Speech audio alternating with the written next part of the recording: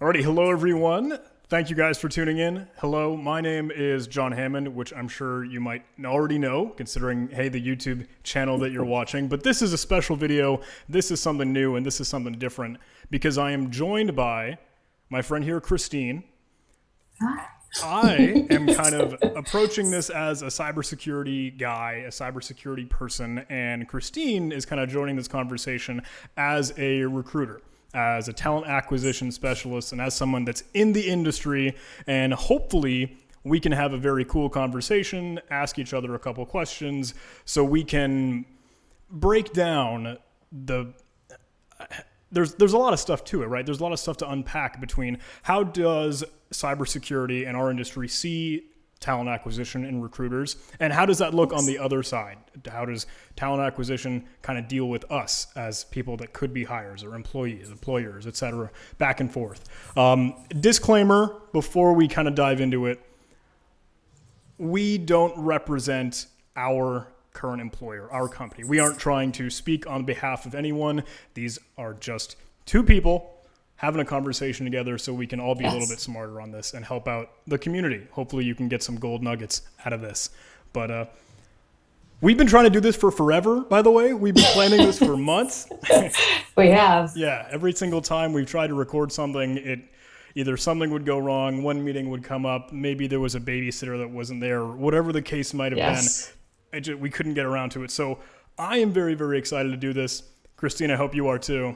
Thank you. Absolutely. Thanks for doing this. Cool. Should we just kind of dive into it? I can kind of kick off some questions. Go for it. Cool. So I'm hoping we can do some back and forth, informal, casual, just in getting to know each other and hopefully talking about good stuff that will be helpful for others, my community, your community, etc. My first thing to kind of get us started is, why are you passionate about what you do, about talent acquisition, about recruiting? What do you love about this stuff?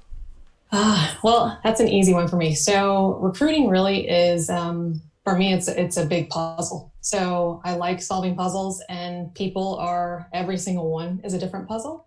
And so particularly with this, you're looking at who is the right person for the job, that's available and interested at that time. And also how could they potentially impact an organization? So really it's just putting those puzzle pieces together, and finding the people is a big challenge. Finding the right people is a big challenge. So it's fun. I like that, solving that problem. Cool. That's very cool. What about you?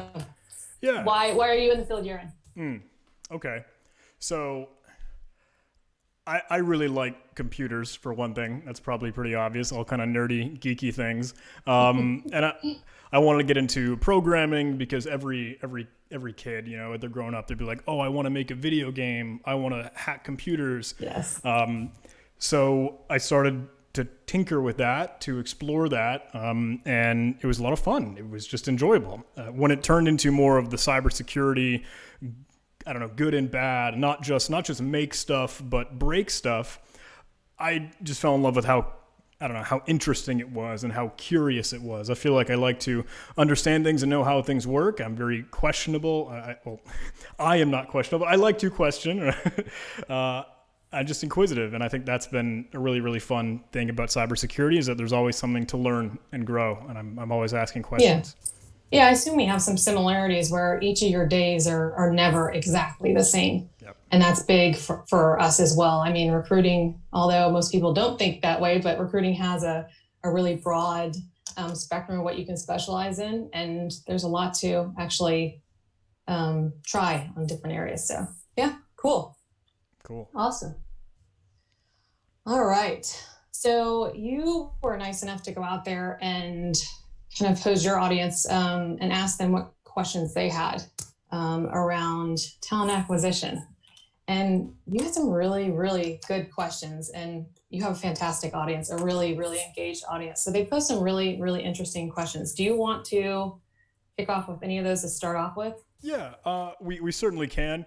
Let me provide a little bit more background and context on that, right? Because you and I have been planning to have this conversation for some time. And I put it out on LinkedIn. I blasted it on Twitter. I just screamed about it on social media.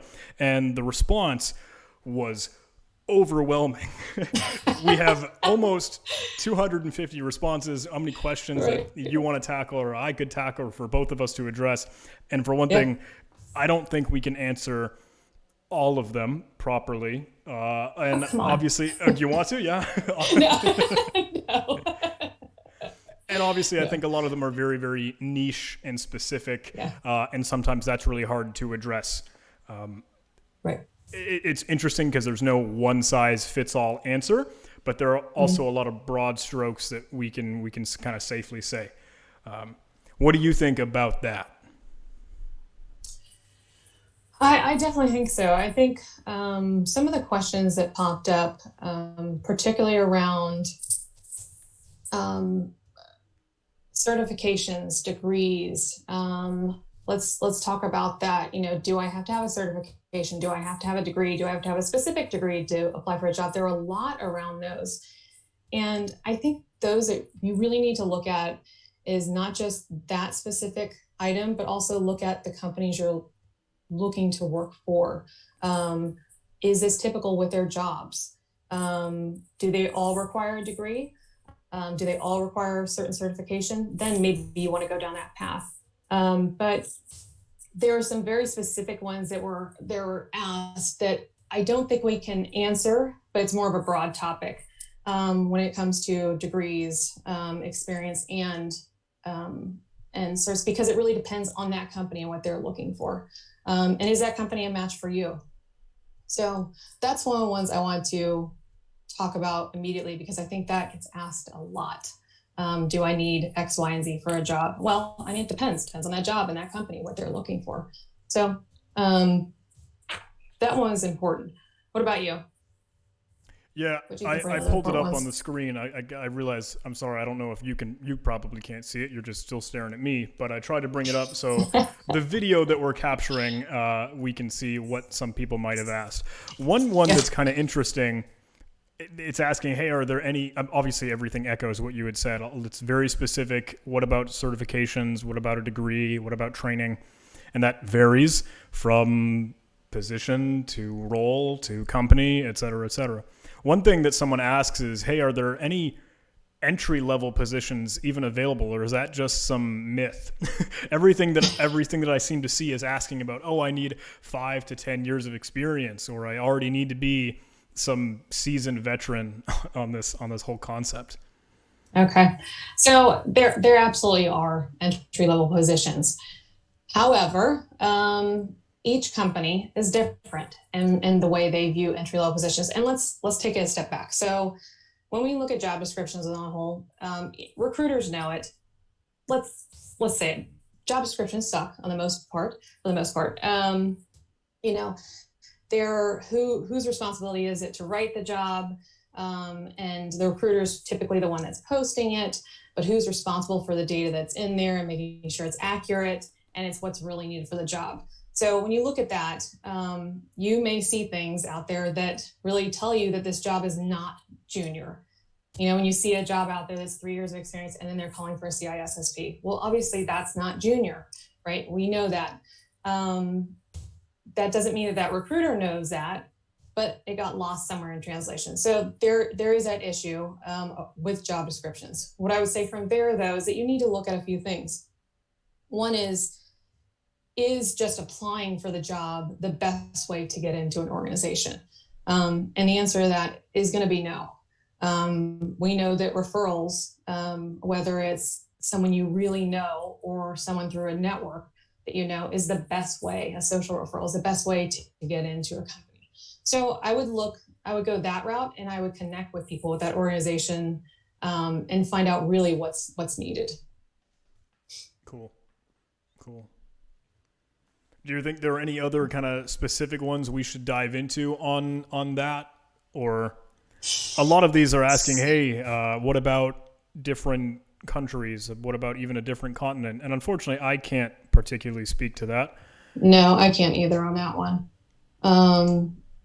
That one's difficult. There was one around knowing multiple languages. I think that's definitely a benefit to an individual if they know multiple languages. But I haven't seen a ton of requirements that require that, but that's just my experience. There was one around what would be your ideal candidate. Oh yeah. And I thought this was interesting because this is kind of a broader question, and I think there's several ways to look at this. One is, you know, one is take a look and Google yourself. Look at what you're putting out there as publicly available information. So, what does your image say? Literally, the picture you have. What things are you following publicly online? What does your LinkedIn profile say? There are several people that I've connected with that actually their profile talks completely about a different type of role, but they really want to be in cybersecurity. Well, if that's the case, you really need to move your profile to showing up as a cybersecurity profile, even if you're looking for an entry-level role. So the ideal candidate is one that, for me, answers the questions to make my job easier. And what is that? My job as a recruiter is to fill jobs. There are a lot of us that are really nice and will help people out and to try to provide additional information on whether it's your resume or resume building or networking or kind of like what we're doing here. But at the same time, my main job is to fill my jobs. So, I'm not the best for career guidance. If you want to start there, there are plenty of people out there, Katya Dean, or going to, cyberseek.org, one of those places, and getting additional information. There's tons of people you should network with. Obviously, John, you're one of them. But that's really important. But having a profile that answers those questions for me. So if I have a job and it says, you need X, Y, and Z skills or X, Y, and Z experience, do you have that? And then also the flip side of that is, if I go to that profile on LinkedIn, are you talking about things that, in my organization, we don't want to cover those things, maybe, I don't know, let's give an example of things that we wouldn't necessarily see. Like, I necessarily don't want to know about a person, right? So if it's publicly available, make sure it is what you want to present to an employer, I guess is what I'm saying. So a person that answers those questions and is easy to contact and easy to follow up with. So yeah, Okay. those would be the big ones. Cool. This is cool because now my mind is starting to go into different places of things that there's a lot to unpack, right? Because when I think about us, I guess my world, the culture, the community, the scene in InfoSec or cybersecurity or some of that. And I'm obviously not trying to speak for anyone or making any or I don't mean to be making any big assumptions, but I think there are two different kinds of people. Some that will be very, very open and very, very willing to talk about themselves or discuss and showcase and present the stuff that they do out online. Like, I think I'm a stupid fine example of that. Cool. You can see me screaming on Twitter. You can see me everywhere on LinkedIn, obviously the YouTube thing. Right.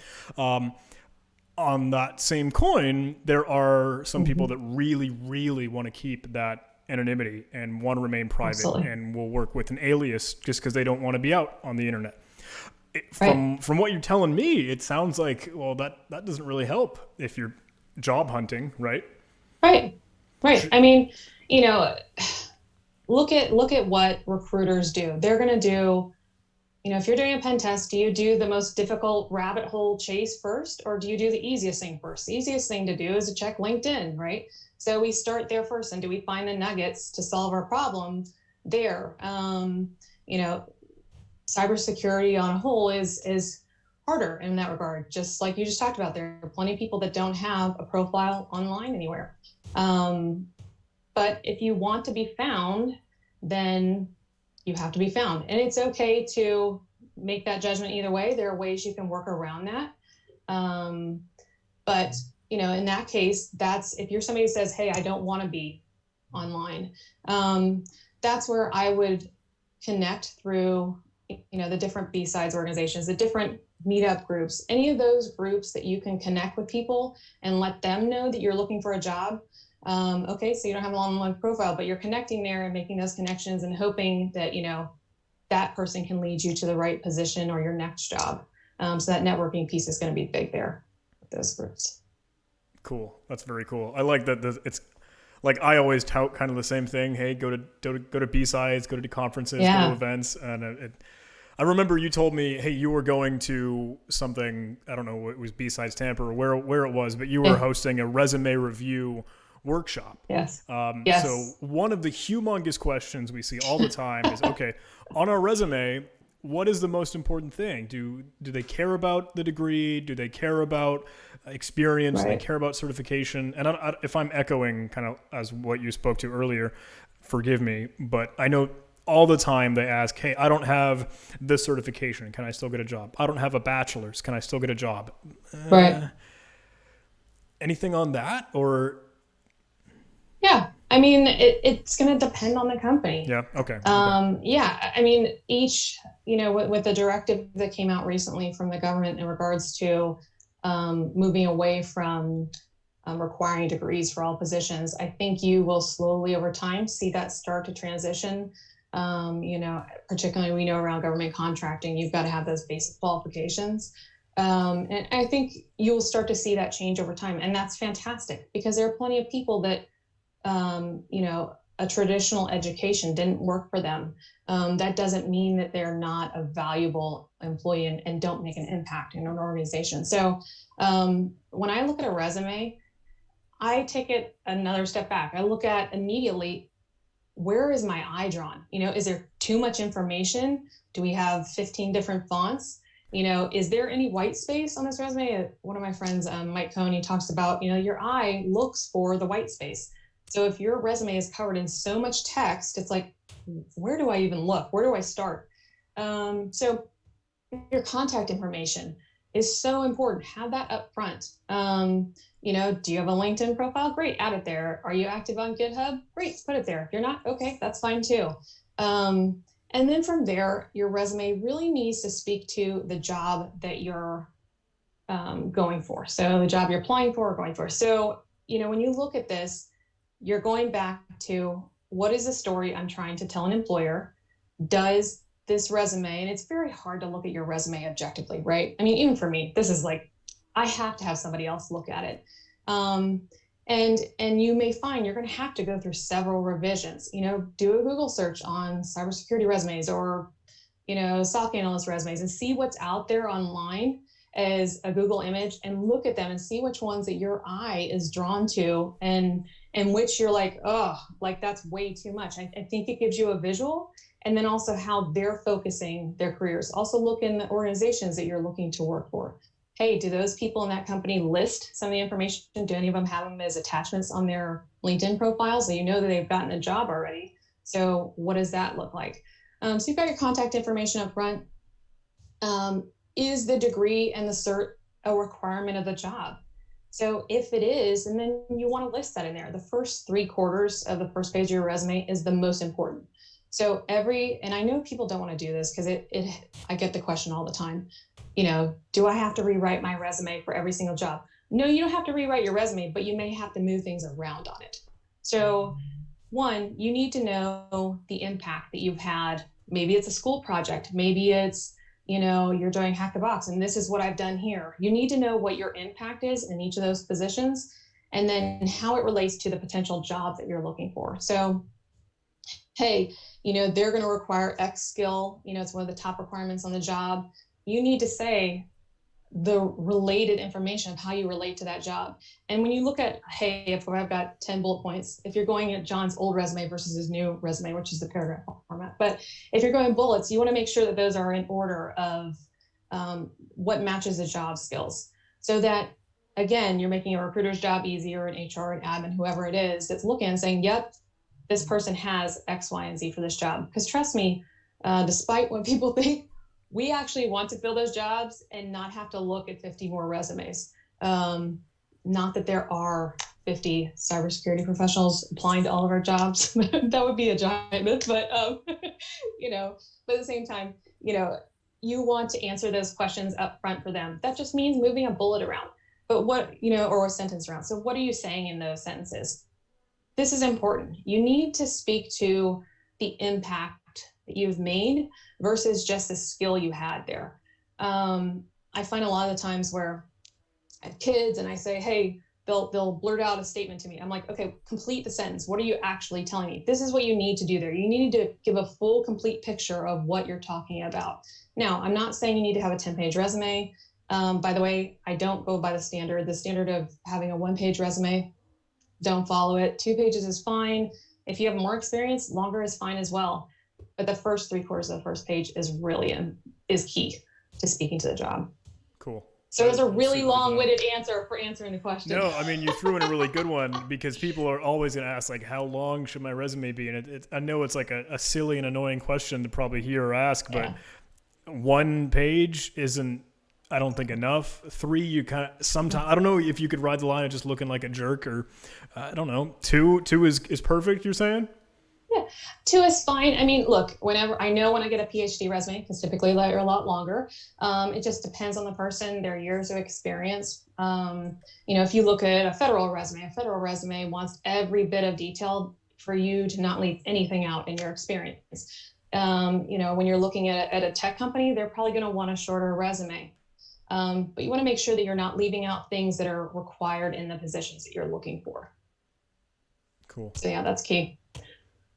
You mentioned hack the box though, and that kind of raised my eyebrows, because do you think stuff like, obviously a lot of us like to train, like we like to play, we go through all those exercises and those war games. Is it worthwhile putting in like, oh, my rank on hack the box is this, my try hack me thing is this, or does that useful? Do some people even know what that is or care? Yes, it depends on the level of the recruiter. Okay. But so you're doing 2 things with that. One is you're showing that outside of my job, I'm interested in what I do. So that's one piece of it. Another thing is that you're providing additional keyword and Boolean capability when you add additional words to your resume. So if I go and look at, I'm going to do a search for people who are doing that. Obviously, it depends on the type of recruiter you are, right, and the company that you're working for. But I'm going to dig deeper for those those different keywords, and put those in my searches. So if you have them, you're going to pop up in my search. Cool. Yeah, it's important. Okay. So if I'm asking you too many questions, forgive me. I mean, we can totally change the game in a moment. But I do want to ask, because now that you mentioned, the search, right? This ominous kind of thing that you need. Please help kind of fill me in, because I don't know what that recruiter or talent acquisition process like looks like. And obviously there are some people that might ask like, oh, are all the recruiters super selfish because they don't care if you get the job or not? They need to do it for their own quota. How does that work, if I may? That's another one I'm not going to answer well, because it totally depends on the organization. Can I interrupt you before we jump in real quick? I see a timer notification on Zoom that says, hey, this will end in 10 minutes. Upgrade now to remove the time limit. Can I tell you when we're getting close to that cutoff time, and then we can just rejoin if you want to keep talking? Yeah. Awesome. Yeah, that works. Cool. Totally lost my train of thought. Sorry. How does the talent acquisition and recruiting process work? What are the deep, dark, squirrely secrets? First of all, baseline. So there is no degree in talent acquisition. So each person's skill and training is going to be very different.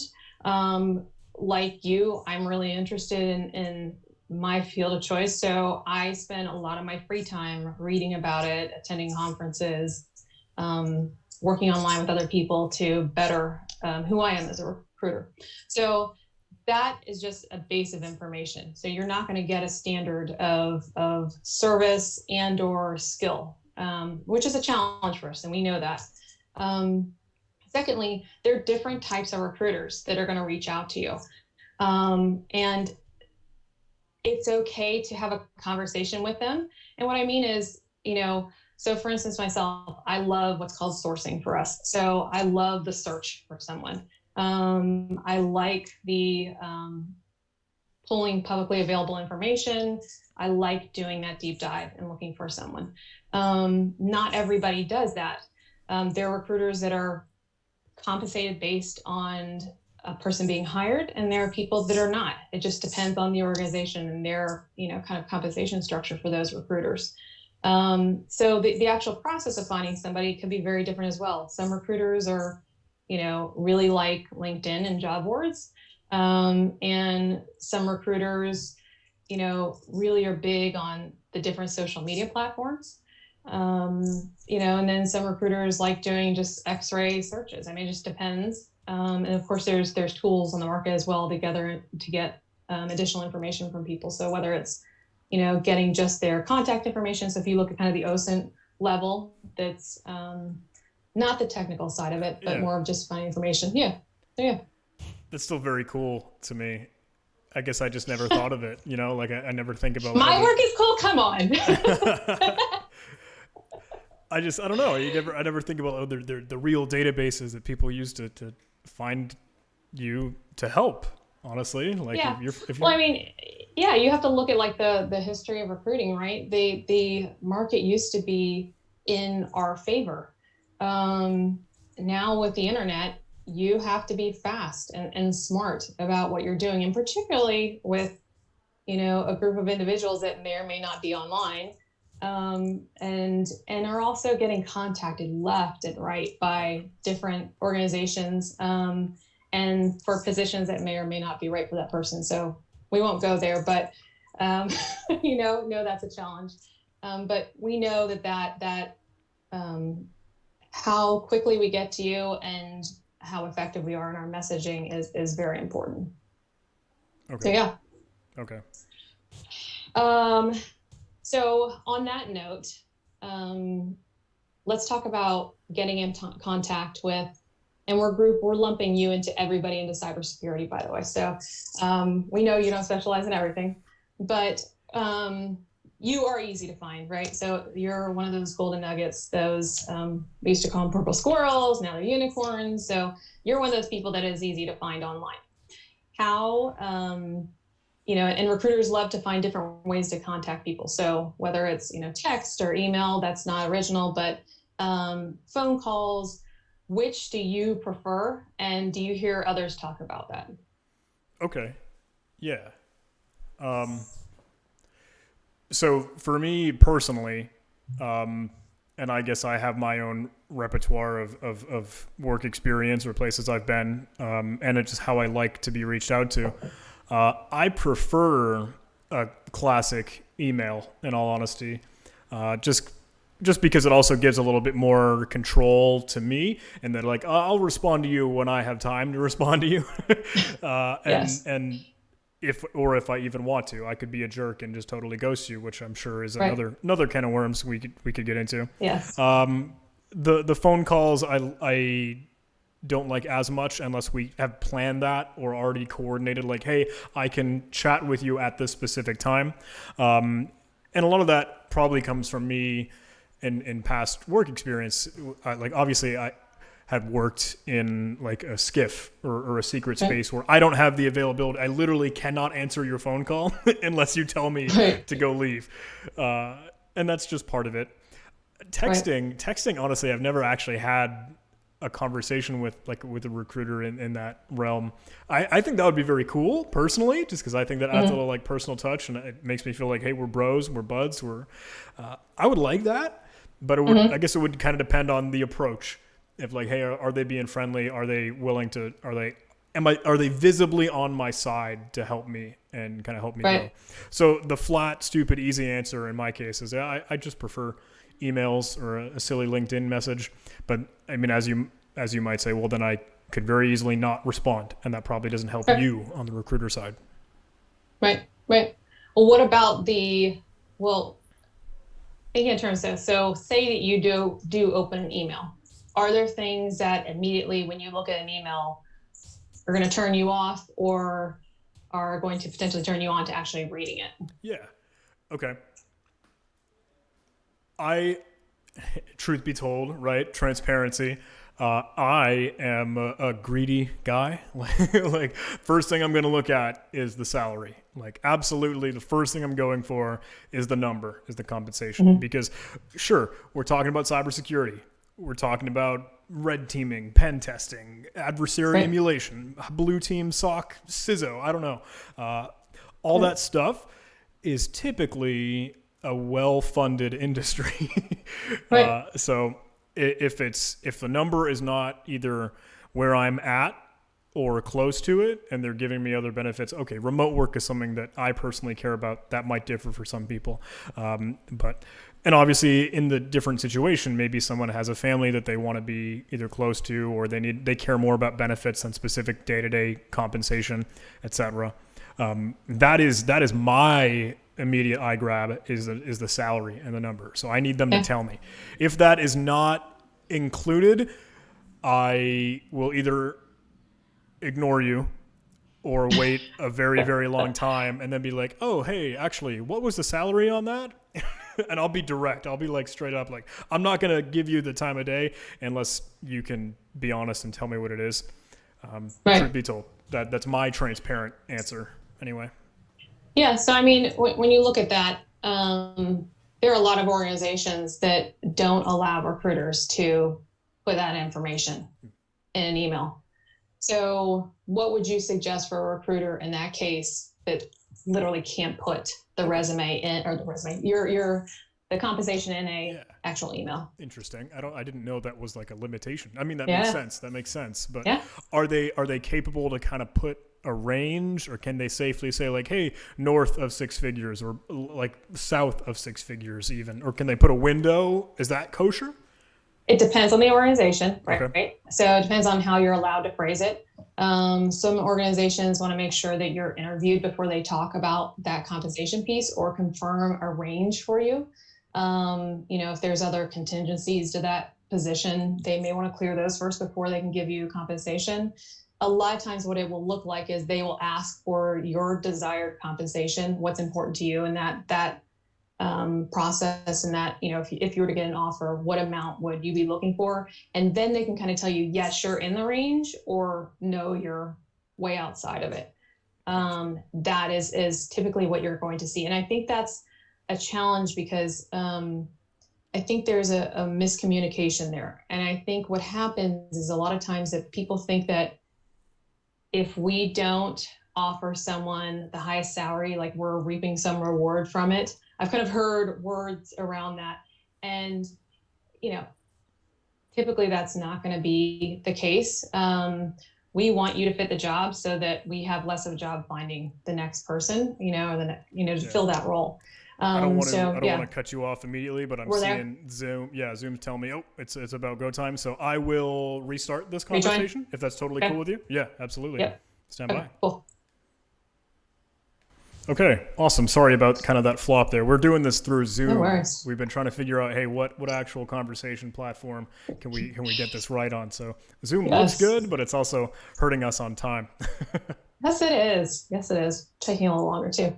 So yeah, it's good. Cool. All right. So what were we talking about? You were asking me a little bit about salary, and you were telling me like, hey, that's not Yes. always something that recruiters can discuss or have that conversation with. Yeah, we can't disclose it, right? Okay. Right. So not until a lot of organizations won't let you, the recruiter, give that information until you've been maybe technically assessed, and kind of proven that you are serious about that process. So you're going to go through filling out an application, or maybe you've gone through an interview, a manager, or a technical interview or something like that. That's an example. That's not required for all, but be aware that there are maybe organizations where they can't tell you what the compensation is. So yeah, absolutely. Oh. Have you come across that at all?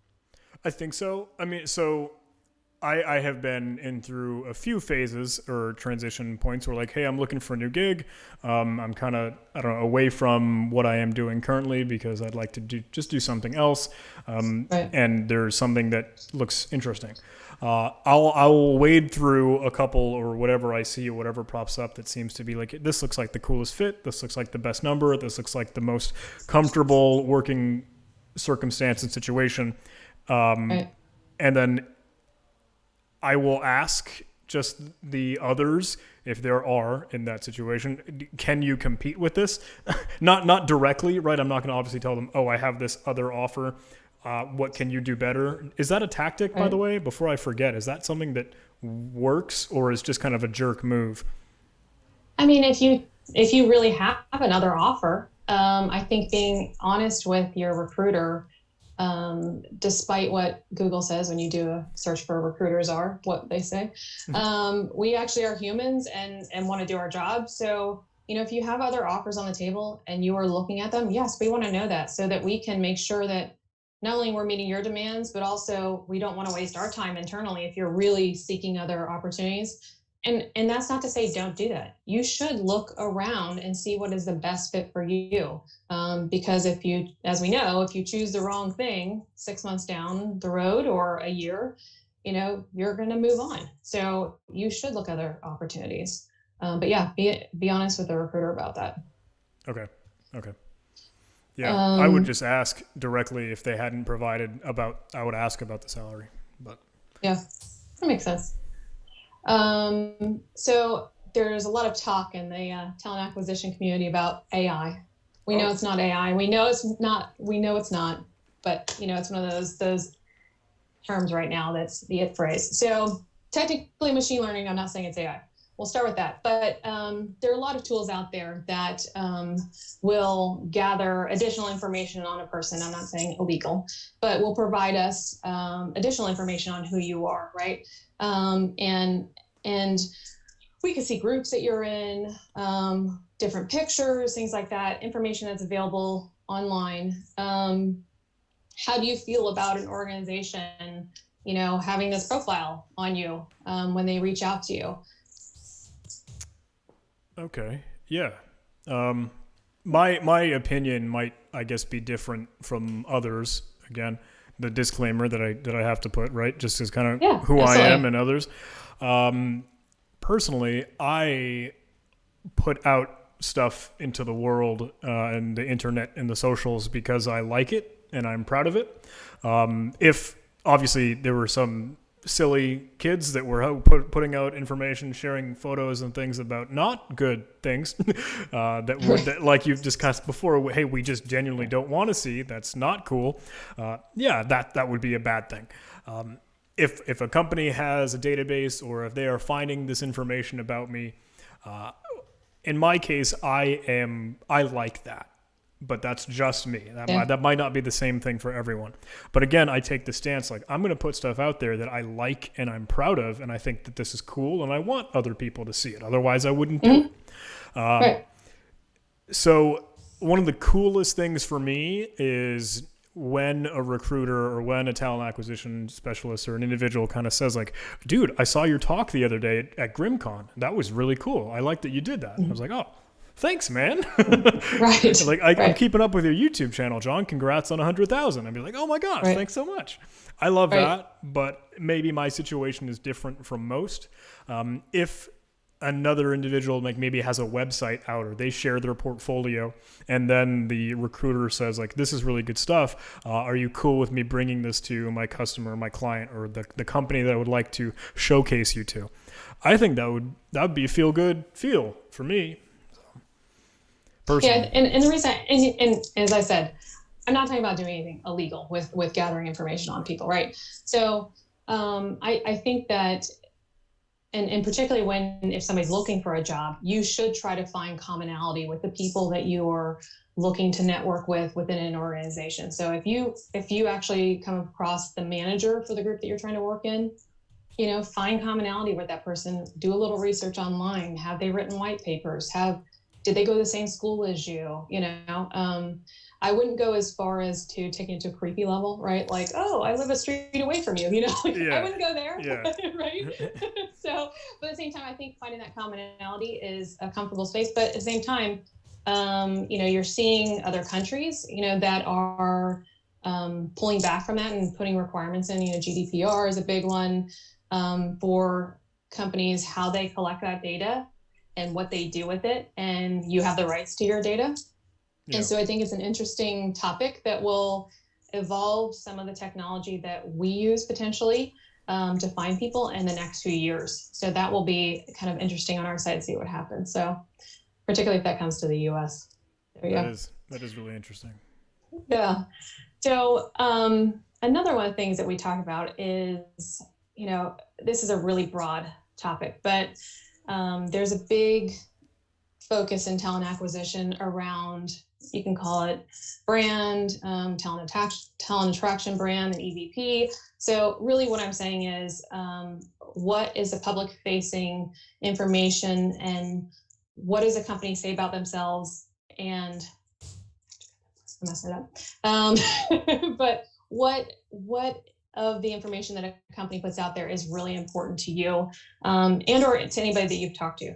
So is a brand really important? And what stands out for you? Yeah. Okay. Obviously, I think it does. Like, undoubtedly, my immediate answer to that, like, does brand matter? Like, yes. Yeah. Straight up. Like, obviously, someone will be like, "Hey, I want to be the next Google or Facebook or Fang, the whatever the giant companies, or whatever that acronym is for the, I don't know, the cool hip places to work and be a part of these days." Yeah, that's real. Like, that's super real. Maybe some people have a different opinion, or they just don't agree with what that company is doing, and they're like, "No, hey man, GTFO, I'm not into that." But if you look at my world is a lot of different defense contracting gigs. If you're a big fish in the pond, then you're attractive, right? Without naming specific companies, like, there are obviously ones that'll be like, "Hey, you're a well-known name," and that would be kind of cool if I were there and a part of that. On the other realm, and this might be different for different people, if they're more interested in a startup or a smaller company or something that's just kind of still growing or budding. I remember having a conversation with a friend of mine that's doing some startup things, and they wanted to chat and be like, "Hey, John, would you ever be interested in doing this thing?" I remember even just in my head, like my philosophy was like, "Oh, I'll have this conversation with you because you're a buddy, you're a friend, but I don't know what you would have to offer me because you're so tiny." And that's a jerk thing to think, but I think it's real. Like that's a conceptual thing. You're an unknown, right? Yeah. But they're an unknown, right? Yeah, that makes sense. There may be, I hear, this is interesting, I think, in my mind, because obviously if you're a ginormous conglomerate, they could say, I know the phrase, there's such thing as you're too big to fail. And I think on the other side of that, you can be so big, it's too big to not fail. Like, it has to. Like, okay, this isn't going to be good because I'm just going to turn into a number. I'm just a cog in the machine. No one particularly cares about who I am. I'm just an entry in the database. It's all over the place. Maybe I'm sorry, I'm not giving you a good answer because there is no good answer. I think it's partly personal preference, right? Yeah. But what research would you do on an organization, saying it's one that you had never heard of before? What would you do? Okay. To go out and research a company? Yeah, I absolutely do a Google search. I look at Wikipedia pages because that's always like the first thing that comes up, and whether or not that's accurate or not. But I like to look for news articles, because if I can see, like, hey, this company just did whatever X incredible thing, their growth is going crazy. Who knows? That's very cool. Maybe again, if that's a smaller company, maybe there aren't going to be so much common stuff about bigger ones. I will also look at, I don't know if it's AngelList or Glassdoor or whatever those things are. They'll tell you about, like, the quality of life there, like how the work actually is. Are you cool with the management? Or is it, I don't know, do they provide the benefits that you would be actually expecting and were promised? Stuff like promotion cycle, I don't even know. It's just cool to get other people's opinions, because sometimes you don't always have that insight.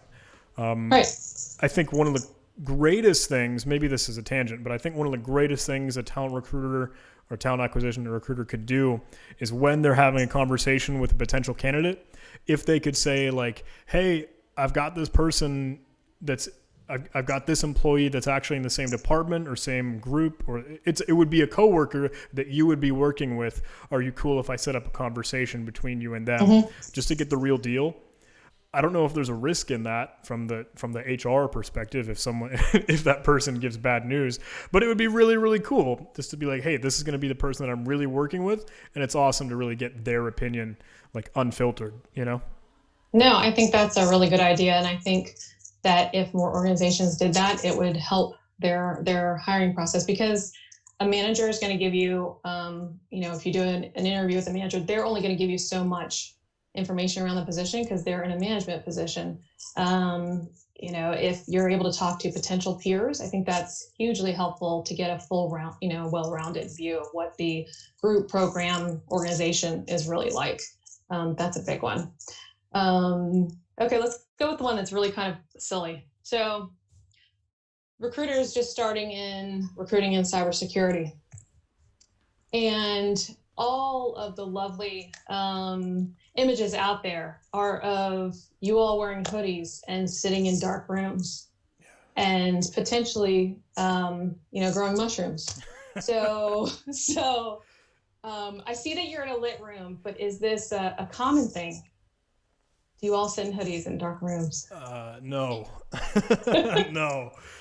It's funny. There was like a thing on Twitter some time ago where all these whatever InfoSec or cyber people were being like #no hoodie. I don't even know what it was, but it was like a normal picture of just a person in their backyard. Right. Here's sunlight. No, we're not. And maybe there is a stereotype that could be true to some extent in some crevice or enclave, but there's absolutely not all of us are that. And some of them that are incredible and super cool, and like the nicest people and the smartest people you could ever know. Yes, I know a few very well, so yes, I'm familiar with that. Awesome. Oh goodness. And so another one is that, I think recruiters get really comfortable with a particular platform. So as I've told you, LinkedIn, that's easy, right? I know not everybody wants to be on LinkedIn, particularly getting all their end mails, right? But let's talk about some of the other platforms that are out there. So Twitter, Facebook, Instagram. I know the answer to this, but where do you see that there's some generalizations of individuals in the cybersecurity world where they are, if they are online, or are they spread out? Yeah. You mean you've already said like, hey, I know the answer to this. Yeah, Twitter I think is where a lot of the InfoSec folks go, and it's interesting. I mean, how do you have a cybersecurity community on Instagram or TikTok? I don't know. Yeah, well, that one you shouldn't be on, but So, I mean, hey, there are several that I follow on Instagram, so I'll take that. Definitely, they're the ones that are more vocal. It's helpful on Twitter. Mm-hmm. There's pluses and minuses to that, right? Because you're getting into somebody's personal opinion, but hey, that's what they're sharing there. But definitely, I think that's an interesting way to look around. I totally thought you were going to ask me, like, how would you feel if someone, like, asked you about a job on Twitter? I thought you were going to go in that direction. I was like, I don't know. Is that something that would be done? Of course. Yeah. Yeah, I mean, I'm not going to say every recruiter is going to do that. There may be company policies that say, no, you cannot reach out to people on these platforms, So I can't speak for every policy, but absolutely, if the platform has a messaging capability, and you can figure that some recruiter will probably reach out to you on there. I think there are a few out there that people can remain anonymous on, right? The big ones are going to be whether it's Twitch or whether it's Reddit, but reaching out to you on those. So you're not sure how you feel about it? Not yet, honestly. I don't know. Part of me would feel like, hey, this is weird. Like, this isn't the right place. It's like asking like a strange and inappropriate setting in like a real world event. Like, I don't know. I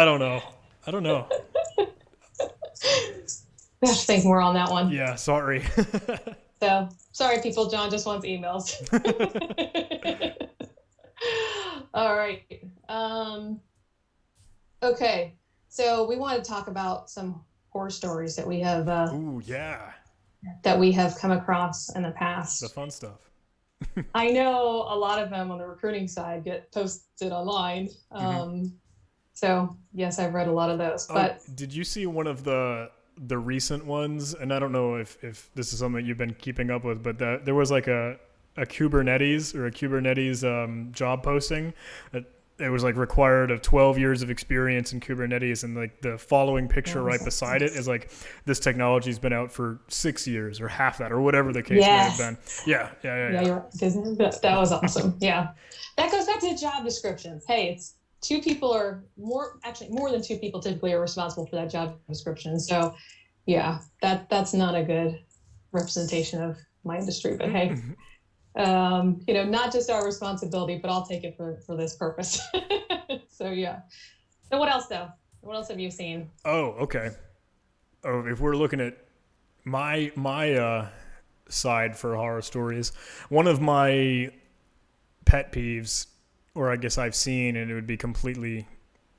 would absolutely throw me off, is getting like a LinkedIn mail or message or an email, and the heading, like the introductory message to the email, is typically "Hi, John," or "Hello," or "Dear individual name." If it's an egregious, obvious copy and paste, and it's a "Good afternoon, Joshua," and if it's like the wrong name, then I know, like, oh, come on, man, you really just lost a couple points with me. Right. Yeah. And there's different methods, for recruiting. Some individuals like to do the higher volume, so they're going to use that method. Right. And some people, are going to do individual messages. There's no standard there. And it works for some organizations in one way and, another organization. So yeah, that can be a turnoff for sure.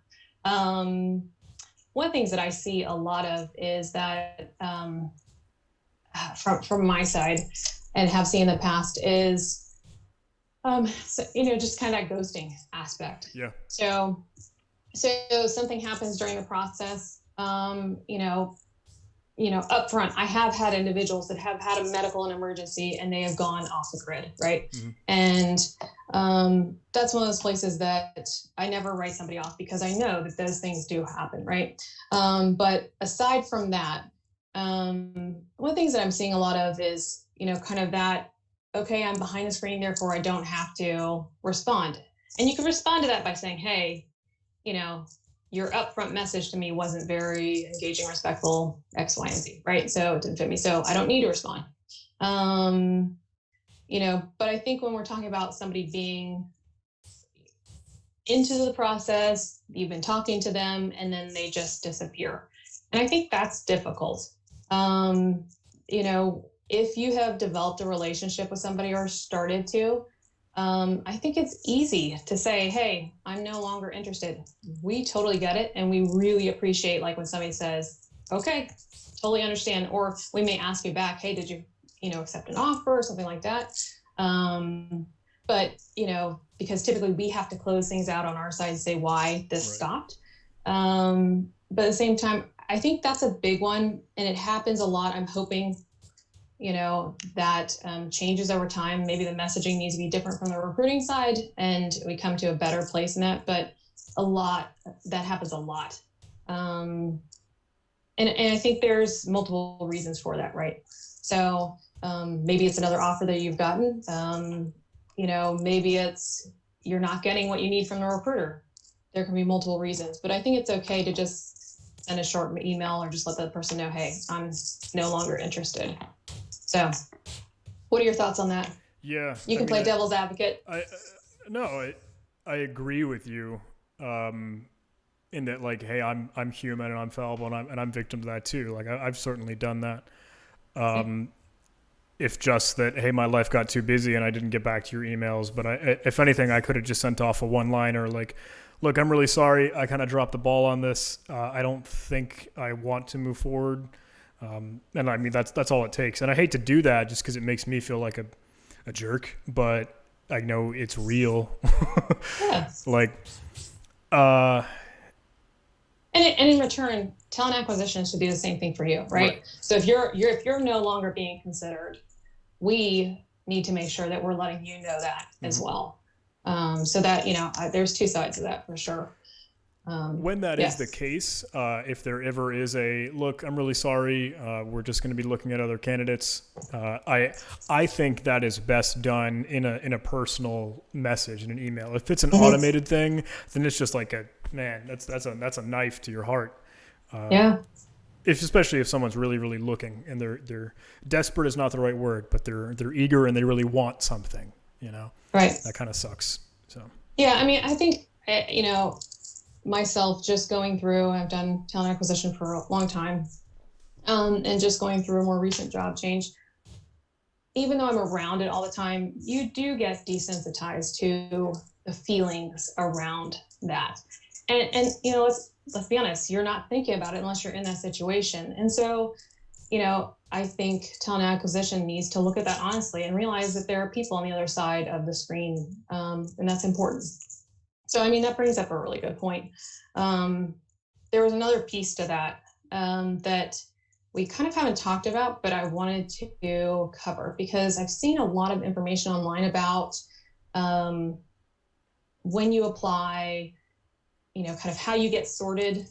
Potentially there's 150 people that are qualified, right? So we're going to have this hypothetical situation, okay, which doesn't almost ever okay, happen. But so so with that, um, when you apply to a company online on their website, you're going to go through typically either a CRM, or an applicant tracking system. One is based on engagement with you. One is based on really tracking you through the application process through to hire, and all those workflow statuses.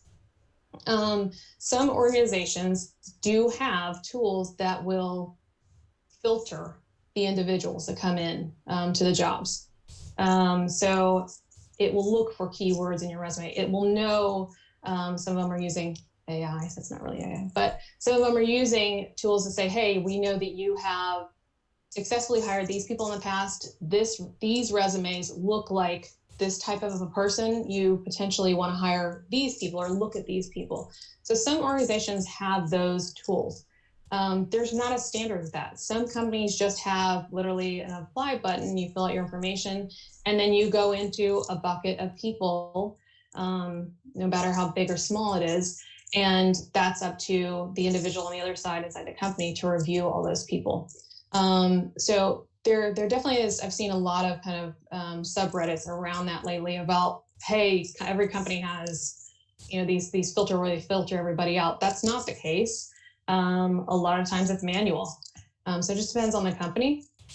But with that applying and going through to an applicant tracking system or a CRM, there's some things that I consistently see is, one, when you're submitting a resume there, this is where you want to have that text-based resume.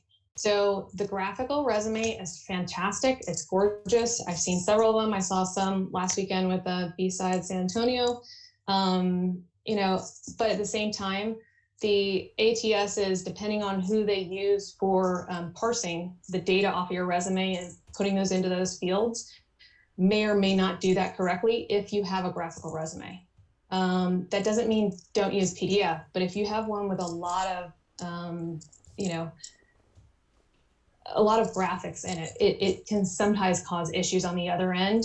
And that then leads to a picture of who you are and you didn't even know it.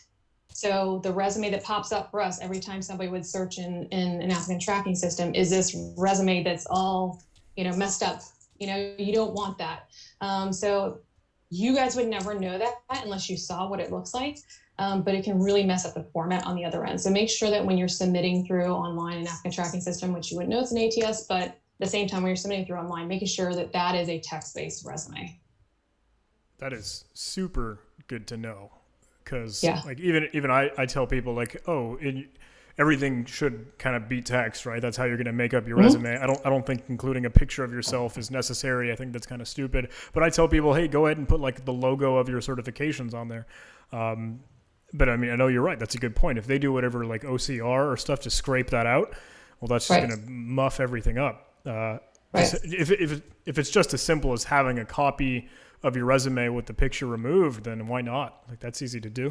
Yeah, I think what the challenge is, a lot of the formats that you're seeing coming out of the different, Word editors, document editors right now are a lot of these really cool tech looking resumes. I know I had one previously as well, but I tested it to see what would happen, and it was junk on the other end.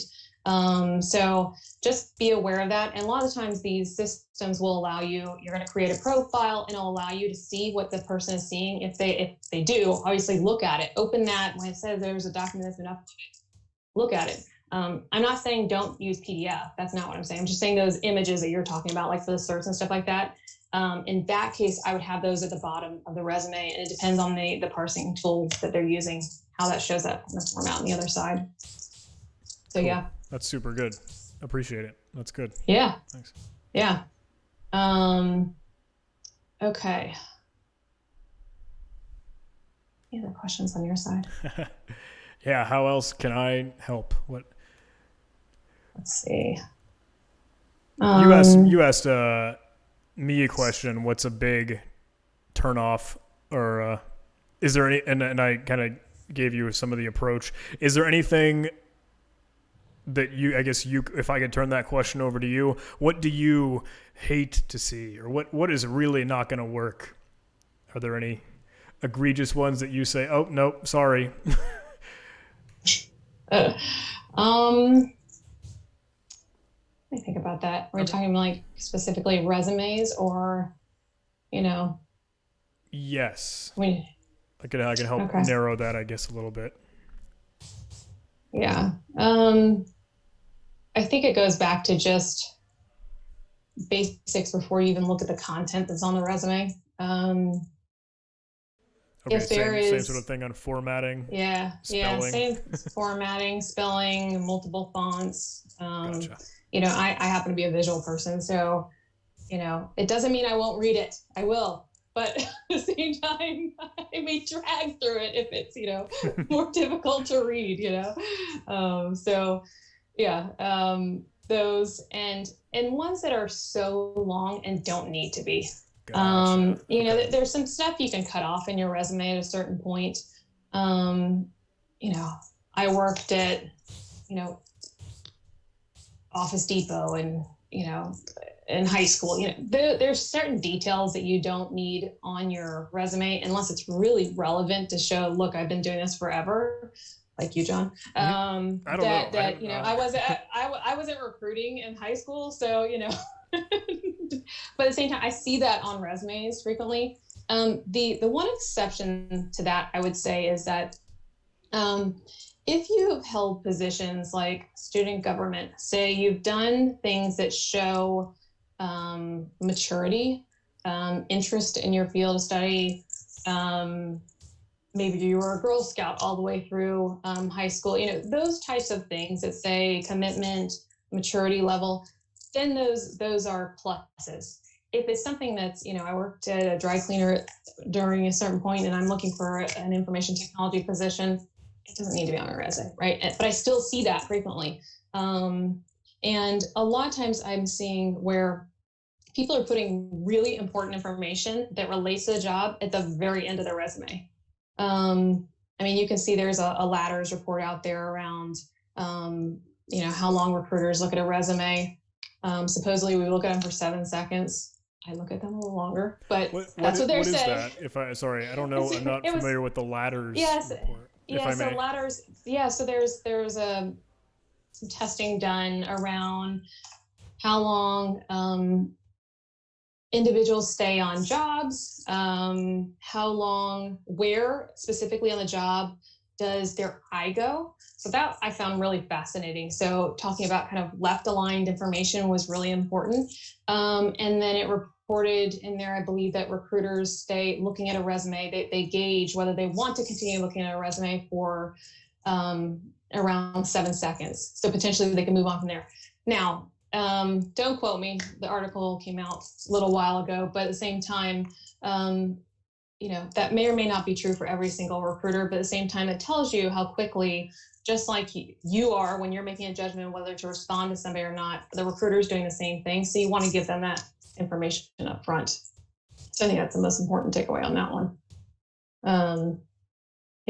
I think that's hugely helpful. The other thing I was going to say is, I find that a lot of individuals, when it comes to, recruiters, as I said, are not career counselors. So one, there are places you can look. There is, real support you can purchase from other individuals that will give you career guidance. You can reach out to people in communities. When it comes to salary information, there's an article on, I think it's Money Under 30, that talks about 7 different places to look at salary information. So do your research. The other piece is that I find a lot of times that we call you guys candidates. Sorry, I know you're people, but I'm making a generalization of candidates. That they'll come to us and ask us, what should I look for? What should I do in a career? What should I do in a job? That's not where we specialize. And so I find that you really need to, as an individual looking for a job, do a self-assessment. First of all, do an audit online, seeing what is out there, but around you, but do a self-assessment, look at what your strengths and weaknesses are, where you want to go, what do you want out of a job, what do you want out of organization. Do a lot of research around the types of positions you want, the types of organizations, and then the people that work there, and network with the people that work there. That doesn't mean immediately reach out to every person in a company. Develop a relationship, find commonality with them. So developing that plan is big, and would be hugely helpful. So I would love to give people advice on what they should do in their careers, but I can't tell every one of you where you should work or what type of job you should take. That's not my specialty.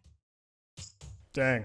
Because I was just about to kind of ask if you could give me a good capture of what advice would you give to someone wanting to break into the industry. That's always a good closer, but if there's no one size fits all answer, I understand. No, I think they need to look at themselves. What are your strengths? Particularly if you're trying to, even if you're making a mid-career switch, do the research, find the jobs that require the skills and capabilities that you have. If there are weaknesses that you can correct, great. Work on correcting those. If they're not, then realize I shouldn't go after those jobs. That's a big one that I find that people get their eyes set on something early on because they maybe touched it in school, and then they go, this is my career path. And then somewhere along the way, they realize maybe this isn't the best fit for me, and they don't course correct, And we find that in recruiting, that's everywhere, right? But no, if you're trying to get into the field, you need to do research. What did I say to you the other day about, do your research like a contester and manage your career like a CISO? I don't know. It was very clever at the time. Yeah. No, I think it was that.